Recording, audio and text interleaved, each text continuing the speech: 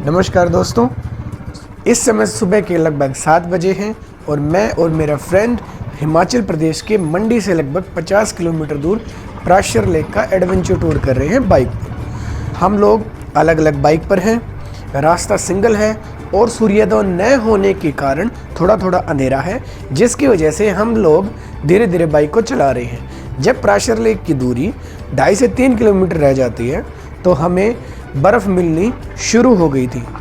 सड़क पर जमी हुई बर्फ़ कहीं कहीं से सफ़ेद दिख रही थी और कहीं कहीं से काली हो रखी थी। काली बर्फ़ काफ़ी स्लिपरी है और इसकी वजह से हमें बाइक बड़े ध्यान से चलानी पड़ रही है। मुझे रास्ता बड़ा खूबसूरत लगा, देवदार के पेड़ और पहाड़ों पर पड़ी हुई बर्फ़, और इन सब के बीच हमारी ये एडवेंचर राइड काफ़ी रोमांचक रही। शायद मेरा कैमरा इस जगह की खूबसूरती को सही ढंग से जस्टिफाई ना कर पाए, इसलिए मेरा मानना है कि आप लोग अपने आप यहाँ पर आकर विजिट करें और यहाँ की खूबसूरती को एंजॉय करें।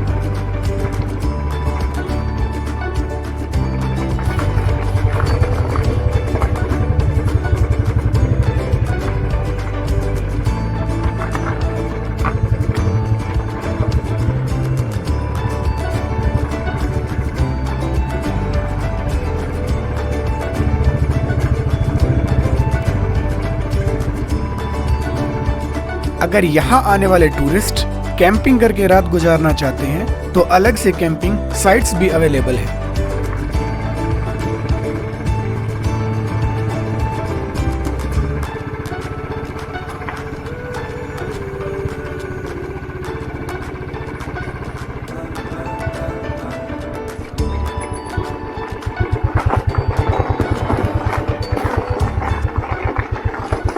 इस तरह के राइडिंग टूर का मेरा ये पहला एक्सपीरियंस है। शुरुआत में तो पता ही नहीं चल रहा था कि बाइक ऐसी रोड पर चलानी कैसे है।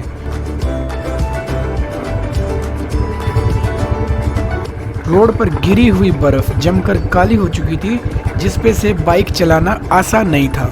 शुरुआत में मैं भी सेकंड और थर्ड गियर में बाइक चला रहा था, जिससे बाइक का बैलेंस बनाने में मुश्किल हो रही थी और बाइक फिसल रही थी। फिर बाद में मैंने भी थोड़ा ध्यान दिया और फर्स्ट गियर में धीरे धीरे चलाना शुरू किया तो बैलेंस ठीक ठाक बनने लगा।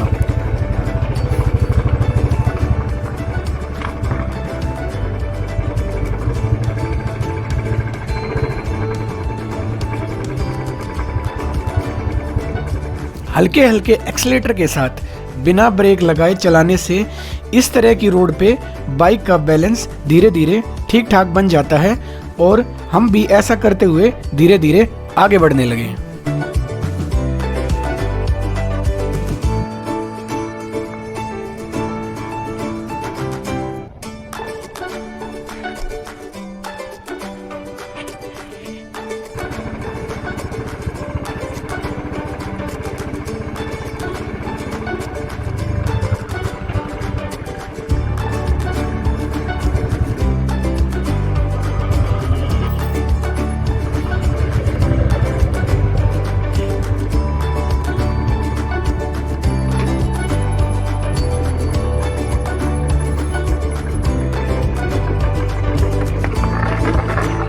हालांकि इस राइड में थोड़ा रिस्क था फिसलने का, गिरने का, चोट लगने का और बाइक ख़राब होने का भी।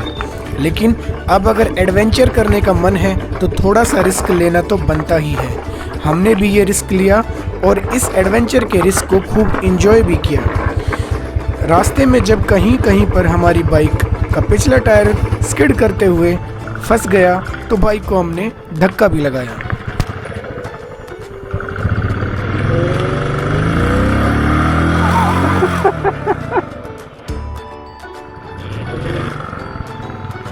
फर्स्ट गियर में चला।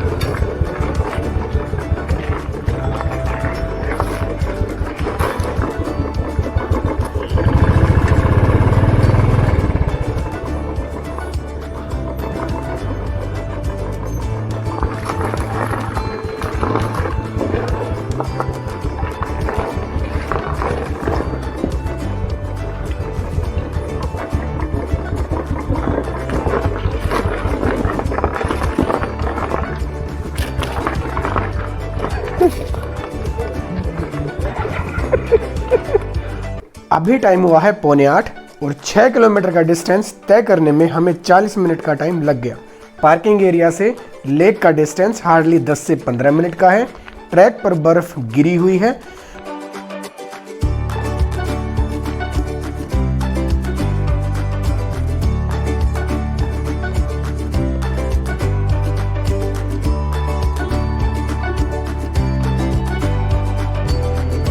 और अब हमारे सामने है लेक का फर्स्ट व्यू, जिसके लिए हमने ये टूर प्लान किया था। खूबसूरती देखने लायक है। चारों तरफ सफ़ेद बर्फ गिरी हुई है। झील के पानी की ऊपरी सतह पर भी पाला जमा हुआ है।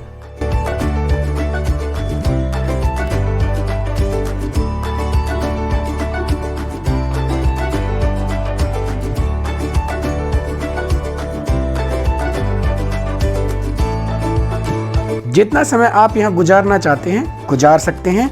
हमने यहाँ पर लगभग 2.5 घंटे का समय व्यतीत किया, जिसमें हमने लेक के साथ वाली पहाड़ी की चढ़ाई की। एक्चुअली हम देखना चाहते थे कि पहाड़ी के ऊपर से लेक का व्यू कैसा लगता है। पहाड़ी से लेक काफ़ी खूबसूरत लग रही थी। तुम जाना वैसे नीचे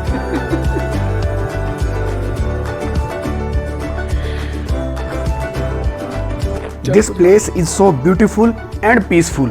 दूर दूर तक फैली सफ़ेद बर्फ की खूबसूरती देखने लायक है। एक्चुअली इस लेक की खूबसूरती अलग अलग सीज़न के हिसाब से अलग अलग रंग में रंगी होती है।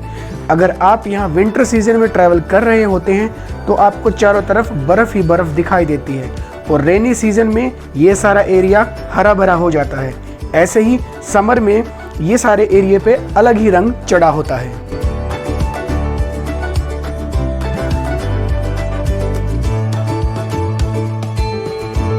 लेक के बीच में ये जो सफ़ेद भूखंड या आइलैंड आप देख रहे हैं, उसे यहाँ की लोकल पहाड़ी भाषा में टहला कहा जाता है। यह भूखंड झील में समय समय पर एक किनारे से दूसरे किनारे की तरफ मूव करता रहता है।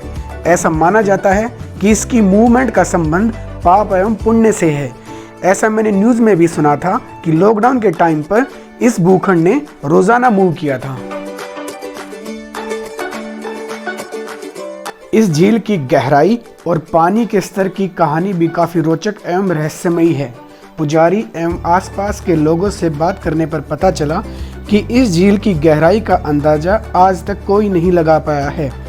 काफ़ी लोगों ने इसकी कोशिश भी की, परंतु सभी असफल रहे। झील के पानी का स्तर भी एक समान रहता है।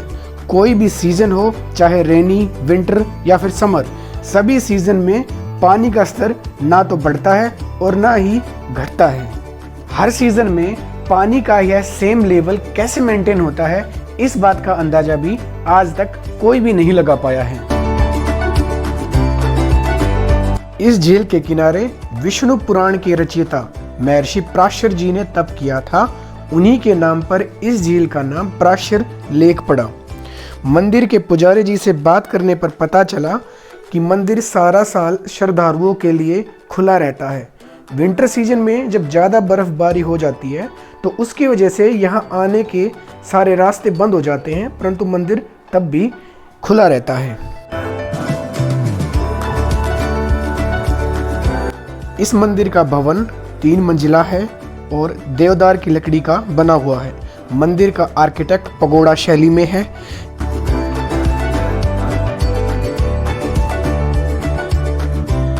इस मंदिर का निर्माण 14वीं-15वीं शताब्दी में मंडी रियासत के राजा बाण सिंह ने करवाया था। ऐसा माना जाता है कि इस मंदिर के भवन का निर्माण केवल एक ही वृक्ष को काट छाट कर करवाया गया है।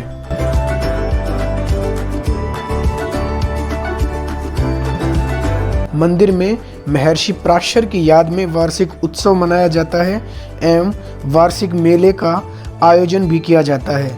मंदिर के प्रांगण में बैठकर हमने थोड़ी देर समय बिताया और ध्यान भी लगाया।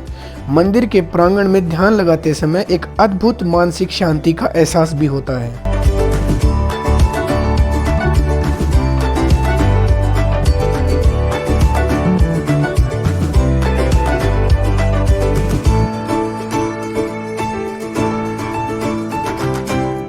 झील के बीच में जो भूभाग पानी पर तैर रहा है वो पृथ्वी के अनुपात को दर्शाता है, ऐसा वहाँ के लोगों का मानना है। कभी कभी ये भी पॉसिबल हुआ है कि सूर्योदय के समय इस भूभाग को झील के एक किनारे पर देखा गया है और सूर्यास्त के समय दूसरे किनारे पर देखा गया है। झील का पानी कहाँ से आता है और कहाँ जाता है, ये आज तक सभी लोगों के लिए एक रहस्य बना हुआ है।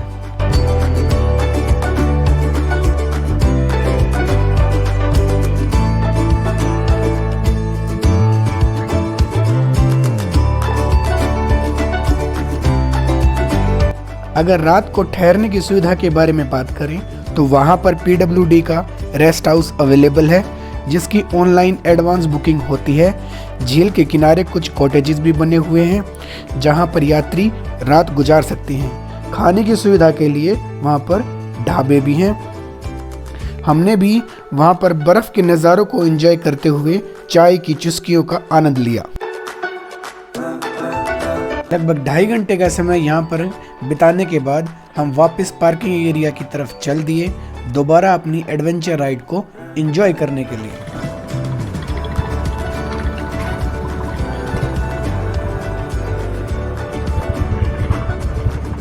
जमी हुई ब्लैक आइस काफ़ी स्लिपरी होती है, जिसकी वजह से बाइक चलाना काफ़ी मुश्किल हो रहा था।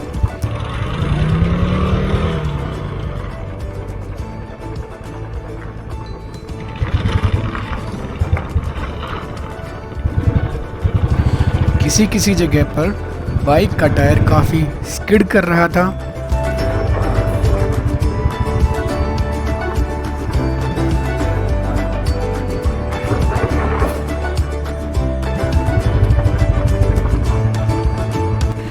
दोनों तरफ पैर रख के फर्स्ट गियर में बैलेंस बनाते हुए धीरे धीरे हम अपनी बाइक्स को आगे बढ़ा रहे थे।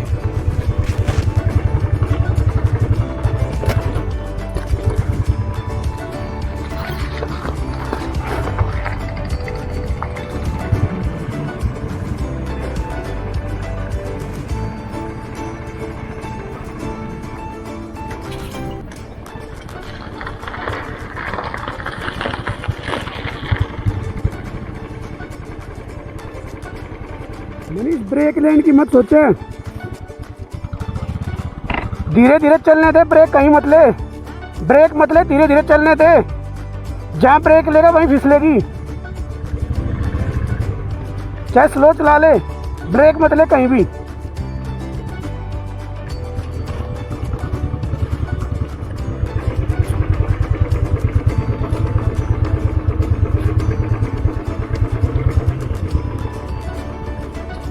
धीरे धीरे बाइक का बैलेंस बनाते हुए और खूबसूरत व्यूज़ को एंजॉय करते हुए हम वापस अपने होटल पहुंच गए।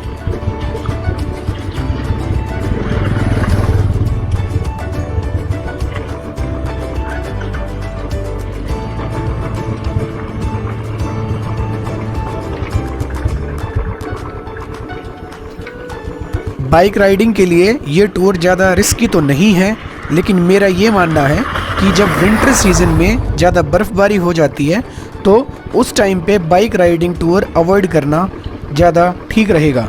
उस समय पर ट्रैकिंग करके भी यहाँ की खूबसूरती को एंजॉय करने का ऑप्शन ज़्यादा बेहतर होगा।